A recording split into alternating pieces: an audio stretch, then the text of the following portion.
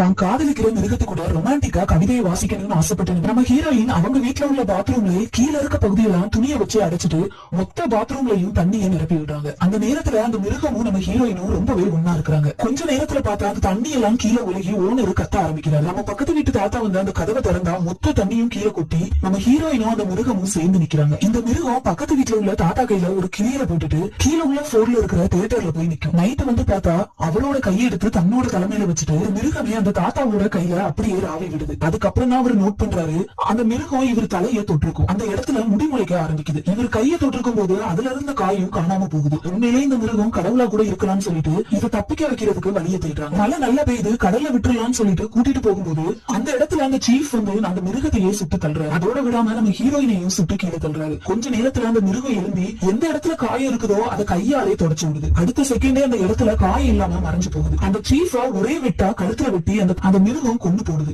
நம்ம ஹீரோயினா அப்படியே தூக்கிட்டு கடல்ல குதிச்சு போய் உள்ள போனா நம்ம ஹீரோயினுக்கு ஒரு முத்தம் கொடுத்தா அடுத்த செகண்டே அவங்க முழிச்சு பாக்குறாங்க. அந்த இடத்துல அவங்களாலையும் சுவாசிக்க முடியுது. ரெண்டு பேருமே கடல்ல அவங்களோட வாழ்க்கைய ஆரம்பிக்கிறாங்க.